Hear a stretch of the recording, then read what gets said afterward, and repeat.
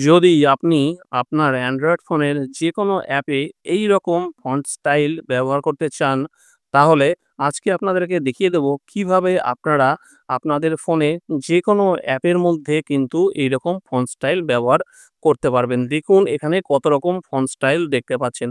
প্রত্যেকটা font style কিন্তু আপনাদের ইচ্ছামতো যেকোনো ফন্ট স্টাইল আপনারা কিন্তু ব্যবহার করতে পারবেন এবং কোনো কপি পেস্ট করে বা অন্য কোনো অ্যাপ থেকে এনে কিন্তু করতে হবে না। জাস্ট আপনারা কিন্তু আপনাদের এখানে কিবোর্ডের মধ্যে টাচ করলে আপনাদের কিন্তু এরকম কিবোর্ড চলে আসবে এবং এই কিবোর্ড থেকে এই যে উপরে কিন্তু যে দেখছেন ফন্টের স্টাইলগুলো আছে, এইরকম নিজেদের ইচ্ছার মতো কিন্তু ফন্ট স্টাইল আপনারা এখান থেকে সিলেক্ট করে এখান থেকে কিন্তু আপনারা টাইপ করতে পারবেন। ঠিক আছে? দেখুন আমি এখানে টাইপ করছি একদম এইরকম ফন্ট স্টাইলের কিন্তু টাইপিং হচ্ছে। ঠিক আছে?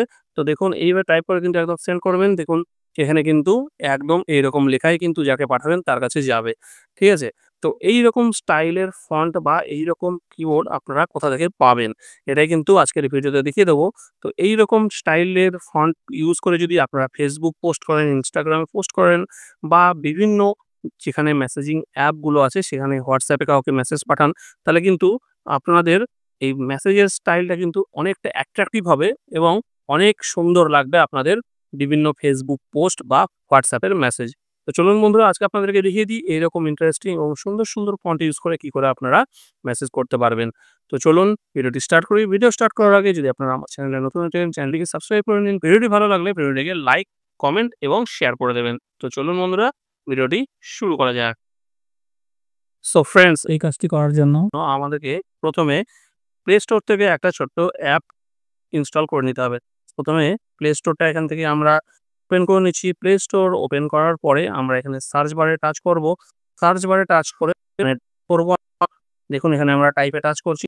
টাচ করব FRONT ফ্রন্ট কিবোর্ড। ঠিক আছে? ফ্রন্ট কিবোর্ড লিখে সার্চ করবেন। সার্চ করলে দেখবেন এইখানে এই যে এই কিবোর্ডটা ঠিক আছে? একটা ক্যাপিটাল A একটা স্মল a লেখা যে লোগোটা আছে ফ্রন্টস কিবোর্ড, এই ফ্রন্টস কিবোর্ড এই অ্যাপটা কিন্তু আপনাদেরকে ইনস্টল করতে হবে। এই অ্যাপটা আমার ফোনে অলরেডি ইনস্টল করা আছে। তো এখান থেকে আমি ওপেন করে নিচ্ছি। ওপেন করার পরে এখানে কিন্তু কিছু পারমিশন চাইবে। সেই পারমিশন গুলো আপনাদেরকে কিন্তু দিয়ে নিতে হবে। এখানে দেখুন গেট স্টার্টেড আছে এখানে টাচ করবেন।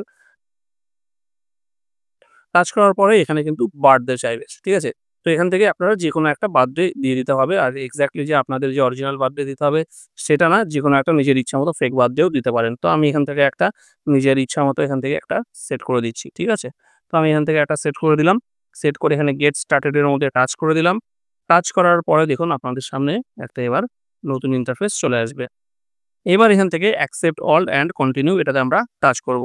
টাচ করার পরে এরকম চলে এসছে। এবার এখান থেকে সুইচ টু ফন্টস এই ২ নম্বর এটার মধ্যে আমরা টাচ করে দেব। টাচ করে দেওয়ার পরে চুজ ইনপুট মেথড মানে আপনাদের ফোনে যে ডিফল্ট কিবোর্ডটা সিলেক্ট করা আছে এটাকে চেঞ্জ করে এখানে ফন্ট কিবোর্ডটা সেট করে নিতে হবে।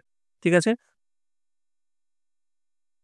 এবার ফন্ট কিবোর্ডটা সিলেক্ট করার পরে এবার এখানে ল্যাঙ্গুয়েজ চলে এসছে। এবার এখানে এটা ১ম এ ইংলিশ আছে, ইংলিশই থাকবে। এখান থেকে আমরা ওকে করে দেব। ওকে করে দিলাম।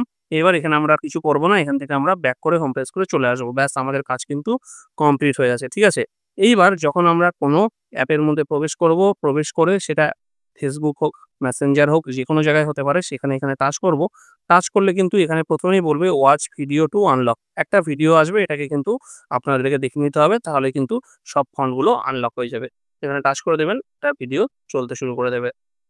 সো ফ্রেন্ডস আমি ভিডিওটা দেখে নিয়েছি এবং স্কিপ করে আমাদের এখানে দেখুন কিবোর্ডটা কিন্তু চলে এসেছে। এইবার এখানে উপরে দেখুন যে লাইনটা আছে এখানে কিন্তু ফন্টের বিভিন্ন স্টাইলগুলো আপনারা দেখতে পাচ্ছেন। আপনারা যে ফন্টটা পছন্দ হবে সেটা সিলেক্ট করে নেবেন। সিলেক্ট করলে কিন্তু কিবোর্ডেও সেই ফন্টের ডিজাইনটা চলে আসবে। এইবার এখান থেকে আপনারা যা ইচ্ছা টাইপ করবেন, টাইপ করে সেন্ড করবেন। সেন্ড করলে কিন্তু এক্সাক্টলি সেম ফন্টের লেখা চলে যাবে। আবার দেখুন আমি একটা চেঞ্জ করে আবার টাইপ করছি, আবার পাঠাচ্ছি, আবার কিন্তু সেই ফন্টের লেখাই যাচ্ছে। এইভাবে আপনারা যেটা পছন্দ হবে সেটা সিলেক্ট করে কিন্তু টাইপ করে পাঠিয়ে দিতে পারবেন। এইভাবে কিন্তু আপনারা এই কিবোর্ডটাকে ইউজ করতে পারবেন এবং আপনাদের যদি কখনো মনে হয় যে এই কিবোর্ডটাকে চেঞ্জ করবেন এবং আপনাদের আগে যে কিবোর্ডটা ছিল সেই কিবোর্ডটা ব্যবহার করবেন, তাহলে কি করবেন নিচে যে স্পেস বারটা আছে সেই স্পেস বারের মধ্যে টাচ করে একটু ধরে থাকবেন। ধরে থাকলে দেখবেন এখানে কিন্তু ৩ টে অপশন চলে এসছে। এখানে আপনাদের ফন্ট আছে, তারপরে বাই ডিফল্ট যে কিবোর্ডটা আছে সেটা সিলেক্ট করে নেবেন। সিলেক্ট করলে কিন্তু আপনাদের ফোনে যে আগে কিবোর্ডটা ছিল সেই কিবোর্ডটা হয়ে যাবে। এবার আবার যদি নতুন কিবোর্ডটা করতে চান ঠিক একইভাবে স্পেসে টাচ করে হোল্ড করে ধরে থাকলে কিন্তু আবার ফন্টটা সিলেক্ট করলে এই ফন্ট কিবোর্ডটা চলে আসবে। সো এভাবে ফ্রেন্ডস আপনারা কিন্তু এই ফন্ট কিবোর্ড ইউজ করে বিভিন্ন রকম সুন্দর সুন্দর লেখার স্টাইল ব্যবহার করতে পারবেন। সো ফ্রেন্ডস ভিডিওটি কেমন লাগলো অবশ্যই কমেন্ট করে জানাবেন। ভিডিওটি ভালো লাগলে ভিডিওটিকে লাইক করে বন্ধুদের মধ্যে শেয়ার করে দেবেন এবং অবশ্যই চ্যানেলটিকে সাবস্ক্রাইব করে নেবেন। ততদিন ভালো থাকবেন। দেখা হচ্ছে পরের একটা নতুন